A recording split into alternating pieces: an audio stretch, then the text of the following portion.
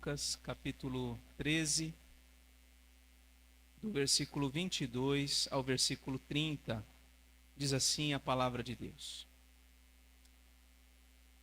Jesus passava por cidades e aldeias, ensinando e caminhando para Jerusalém.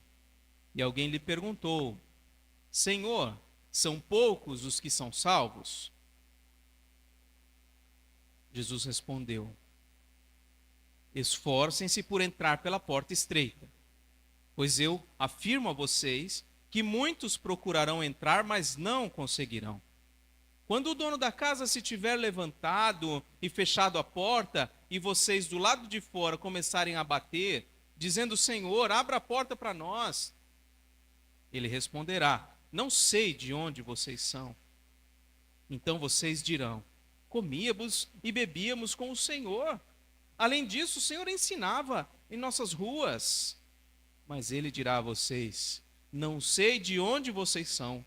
Afastem-se de mim, vocês todos que praticam o mal. Ali haverá choro e ranger de dentes, quando vocês virem Abraão, Isaque, Jacó e todos os profetas no reino de Deus, mas vocês lançados fora. Muitos virão do Oriente e do Ocidente, do Norte e do Sul, e tomarão lugar à mesa no reino de Deus. Porém, de fato, há últimos que serão primeiros, e primeiros que serão últimos. Senhor, dá-nos a graça de compreender a Tua palavra e a capacitação do Teu Santo Espírito para aplicá-la em nossa vida de modo imediato. Que não seja apenas um ensino para reflexão pessoal, mas seja de fato uma palavra transformadora nesse momento, de corações e de mentes e de comportamentos. Assim oramos em nome de Jesus. Amém. O que deve nos preocupar com relação à salvação? A pergunta que é feita para Jesus enquanto ele passava pelas cidades e aldeias, a pergunta feita para ele foi: Senhor, são poucos os que são salvos? Qual que é a preocupação dessa pessoa que lhe fez essa pergunta? Ele quer saber a quantidade de pessoas. Talvez para fazer uma projeção, eu devo estar nesse grupo. Ou talvez pensando, olha, deve ser um grupo pequeno porque é apenas o povo judeu. Ele está preocupado com a quantidade. Será que essa é uma preocupação importante? Será que deve nos preocupar se são poucos ou se são muitos?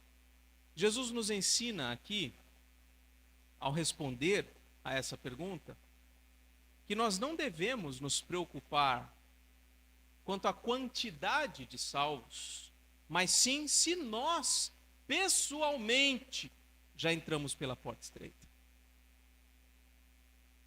Jesus fala: não se preocupe com isso, mas veja se você, pessoalmente, já entrou,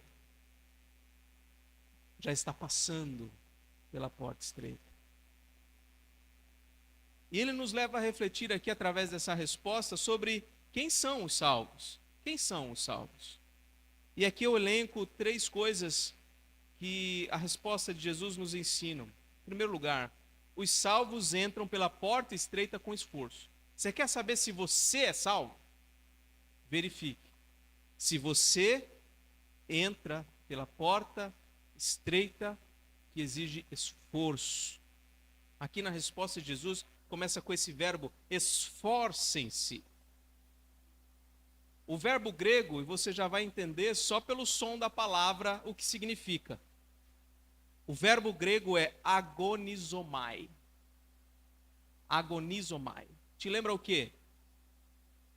Agonia. É um verbo que indica luta, combate, uma competição renhida, com dificuldades, com perigos, um esforço com zelo extremo, um empenho para obter algo. Jesus começa dando resposta a essa pergunta dizendo: esforcem-se, agonizem-se, empenhem-se para entrar pela porta estreita. A salvação, meus irmãos, envolve o nosso esforço. Esforcem-se por entrar pela porta estreita, pois eu afirmo a vocês que muitos procurarão entrar, mas não conseguirão. A salvação envolve esforço, a porta é estreita, isso significa que é necessário se apertar. É desconfortável, não é uma caminhada tranquila, não é uma passagem tranquila, sem qualquer incômodo. Pode até machucar. Lá em casa a gente mudou para um apartamento menor do que os outros espaços que a gente já morou. E me agoniava ficar, todas as vezes que eu passava para ir ao banheiro, ter que me espremer na passagem da cama entre o guarda-roupa. É praticamente o espaço do meu corpo. Como é incômodo. Até que eu falei: Mara, vamos tirar alguma coisa daqui para a gente tentar aliviar. Tiramos uma mesa, que era a minha mesa do escritório, pusemos na sala, para que a passagem ficasse mais tranquila. Mas ainda não resolvemos o problema, porque agora a porta não fecha, não abre completamente. Então ela fica entreaberta, então a gente tem que passar ali, né, para chegar no espaço mais aberto, a gente tem que passar por um vão que é daquele tamanho estreito. E às vezes machuca. A gente se bate na maçaneta, tive que botar a maçaneta para cima para parar de machucar a gente quando a gente passava. E assim é a salvação, meus irmãos. Exige esforço, exige desconforto. A parte B do versículo 24 diz que muitos vão buscar, muitos vão procurar, mas não vão conseguir. Lá em Mateus 7:21, Jesus disse: nem todo o que me diz Senhor, Senhor entrará no reino dos céus. Não é porque você nasceu numa família cristã que você é salvo. Estão me ouvindo, crianças? Não basta ser filhos de crente. Vocês precisam passar pela porta estreita também.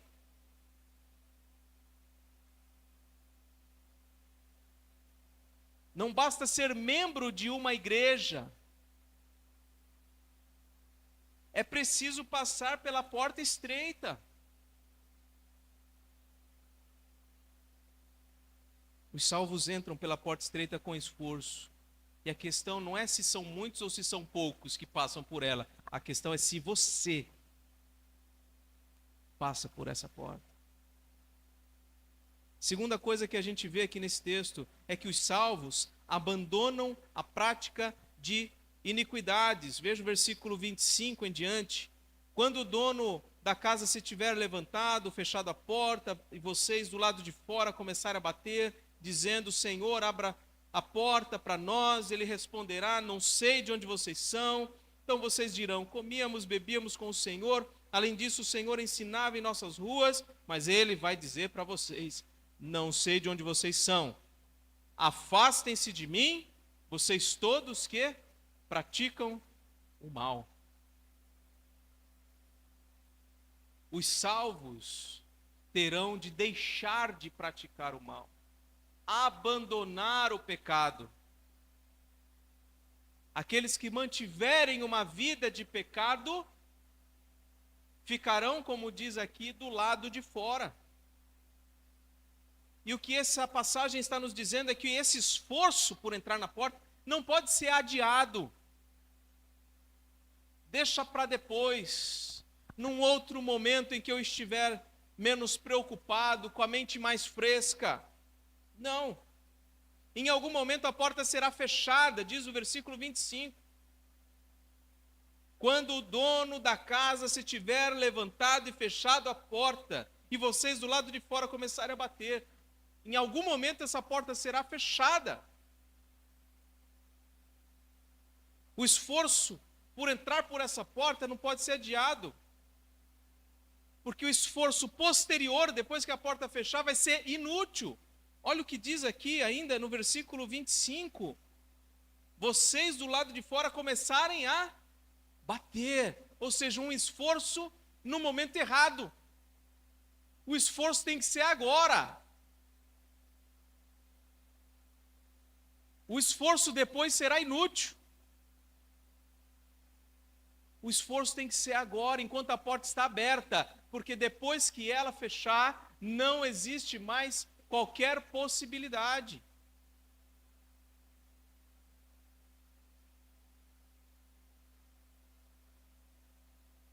Na continuação do texto que eu acabei de mencionar, Mateus 7, 22 em diante, diz: muitos naquele dia vão me dizer: Senhor, Senhor, nós não profetizamos em seu nome não expulsamos demônios, em seu nome não fizemos muitos milagres. Então lhes direi claramente: eu nunca conheci vocês, afastem-se de mim, vocês que praticam o mal. Ou seja, experiências anteriores não garantem nada. Versículo 26 diz: então vocês dirão, comíamos e bebíamos com o Senhor estava lá nas nossas ruas, a gente te conhecia, a gente te ouvia, a gente via o Senhor passar. Mas experiências não garantem salvação. Vide o que está lá em Hebreus capítulo 6. Pessoas que receberam a iluminação da palavra de Deus, possivelmente chegaram a ser batizadas, chegaram a participar da ceia do Senhor. Pessoas que vieram a negar a fé, não há qualquer esperança para elas. O esforço é contínuo. Serão salvos os que perseverarem até o fim. Os que se mantiverem no caminho estreito. Não só a porta é estreita, como também o caminho é estreito. Então, esse esforço não pode ser adiado, meu irmão, minha irmã. Em algum momento a porta será fechada. O esforço depois da porta fechada vai ser inútil. E as experiências anteriores não garantem nada. É urgente. Não adie. É urgente que se abandone a prática do pecado. O versículo 27 diz que ele vai dizer, naquele dia, quando a porta estiver fechada: não sei de onde vocês são, afastem-se de mim, vocês todos que praticam o mal, que praticam o pecado, a iniquidade.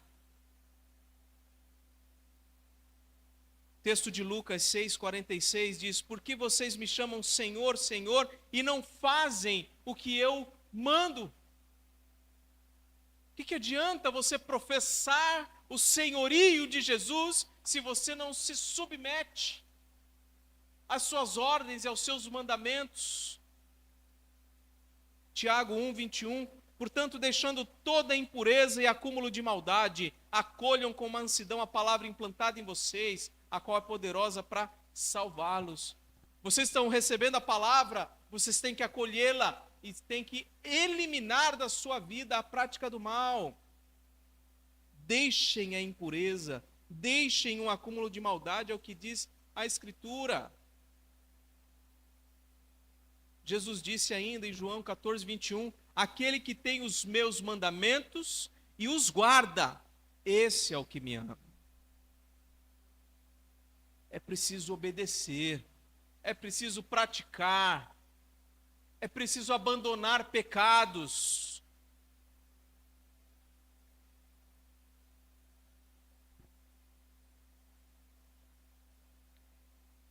Os salvos são aqueles que entram pela porta estreita com esforço. Os salvos são aqueles que abandonam a prática do pecado. E agora, em último lugar, os salvos são muitos de todos os lugares. Jesus é tão misericordioso que ele respondeu à pergunta objetiva que o rapaz fez sobre a quantidade. Ele não disse, obviamente, o número exato, mas disse que são muitos. Muitos. Versículo 28 diz: ali haverá choro e ranger de dentes, quando vocês virem Abraão, Isaque e Jacó e todos os profetas no reino de Deus, mas vocês lançados fora. Muitos virão do oriente e do ocidente, do norte e do sul, tomarão lugar à mesa no reino de Deus. Muitos, de todos os lugares. Hoje nós vamos participar da mesa do Senhor, a Santa Ceia. E este é um sinal de que o que é afirmado no versículo 29 de fato vai acontecer. Por que é um sinal? Porque hoje pessoas de todos os lugares do mundo participam da ceia do Senhor. Gente do norte, do sul, do oriente, do ocidente, até em países onde o evangelho é proibido, a fé no evangelho é perseguida. Gente de todos os lugares participam da mesa do Senhor. Tomam o pão e o cálice como símbolos da morte de Cristo Jesus, que lhes dá vida. Jesus disse: muitos virão de todos os lugares e se sentarão à mesa no reino de Deus. Isso vai acontecer. Participar da ceia nos identifica como povo de Deus. É importante, se você é um cristão, se você decidiu entrar pela porta estreita, tem empreendido um caminho de santificação, de abandono do pecado, é importante que você se apresente à igreja se ainda não o fez, que você professe a sua fé, que você seja batizado, que você seja incluído na igreja visível para participar desta mesa, que anuncia aquele dia em que cearemos todos juntos, com gente de todos os cantos e lugares, nas bodas do Cordeiro. Não adie, não deixe para depois, não coloque prazos. É agora, é hoje. A porta pode se fechar para você a qualquer momento, se os teus olhos fecharem para essa terra e se abrirem para a eternidade. E se você não tiver sido recebido pela porta estreita, se você tiver ainda se mantido de fora, diz o versículo 28, ali para você haverá choro e ranger de dentes, lamento e sofrimento para toda a eternidade. É isso que está em jogo aqui.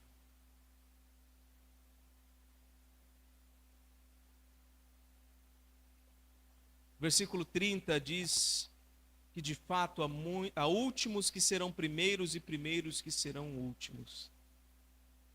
Jesus aqui está advertindo o povo judeu, que confia na sua linhagem, que confia na sua religião, como garantia de salvação, mas também é uma advertência para você.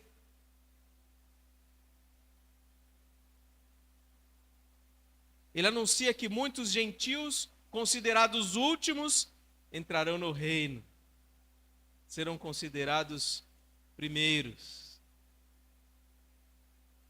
E os primeiros, que para os judeus eles são os primeiros, serão considerados últimos.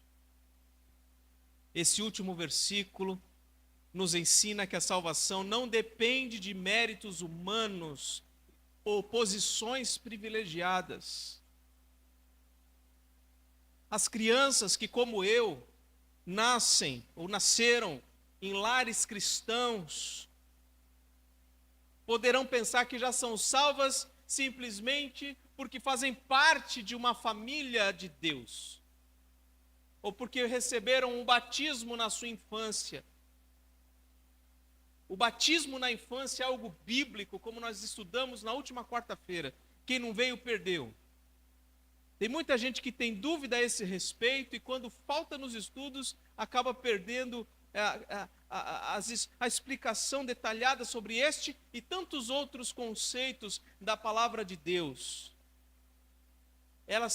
É direito delas participar desse momento, receberem o batismo, mas isto não as isenta da obrigação, ouçam crianças, de vocês entrarem pela porta estreita também. Vocês por si mesmas. A salvação depende de uma fé genuína em Jesus Cristo, como Senhor e como Salvador. Depende de uma vida de obediência também a Ele. E isso entrar pela porta estreita. Fé e obediência. Como cristãos que interpretam a Bíblia a partir de uma perspectiva da graça soberana de Deus, nós cremos que os que são salvos pela graça. Mas a Bíblia em momento algum nos isenta da responsabilidade de tomar decisões, responsabilidade de crer, responsabilidade de obedecer, de modo que quem não crê, quem não confia em Jesus, quem não entra pela porta, quem não decide obedecer os seus mandamentos, não pode culpar Deus. É inteira responsabilidade sua ajustar a sua vida diante do Senhor. Devemos nos preocupar não com a quantidade de salvos, se são poucos ou se são muitos, sabemos que são muitos, de todos os lugares. Mas o que é mais importante, que você deve se preocupar agora, é que você deve entrar por Cristo. Cristo é o único caminho. Ele é a porta. No Evangelho de João, capítulo 10, versículo 7, então Jesus disse mais uma vez, em verdade lhes digo, eu sou a porta das ovelhas. Jesus disse, eu sou a porta, se alguém entrar por mim, será salvo, entrará e sairá e achará pastagem.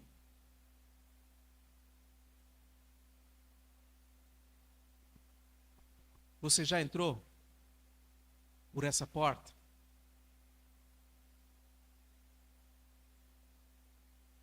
Outra coisa que deve nos preocupar, abandonar a prática do pecado. Em 2 Timóteo 2,19, diz que o firme fundamento de Deus permanece tendo este selo, o Senhor conhece os que lhe pertencem e mais, afastem-se da injustiça todo aquele que professa o nome do Senhor. Ele conhece os que lhe pertencem? Sim, isso é verdade. Mas outra verdade, os que professam o nome do Senhor têm que abandonar, se afastar da prática da injustiça.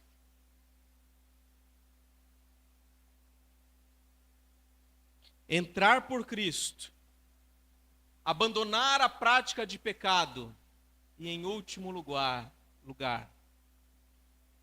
chamar muitos a fazer o mesmo. É nosso compromisso. Se você já entrou por essa porta, se você vive uma vida de santificação, procurando viver uma vida que agrade a Deus, agora você deve chamar muitos a fazer o mesmo. Jesus já disse, são muitos. São muitos. De todos os lugares. Pode ser da sua família, pode ser da sua vizinhança, pode ser do seu bairro, pode ser gente que trabalha com você. São muitos. São muitos. O apóstolo João, na sua visão do Apocalipse, diz, depois dessas coisas vi e eis grande multidão que ninguém podia contar, de todas as nações, tribos, povos e línguas, em pé diante do trono e diante do Cordeiro, vestidos de vestes brancas. Por quê? Porque foram lavados pelo sangue do Cordeiro, abandonaram seus pecados.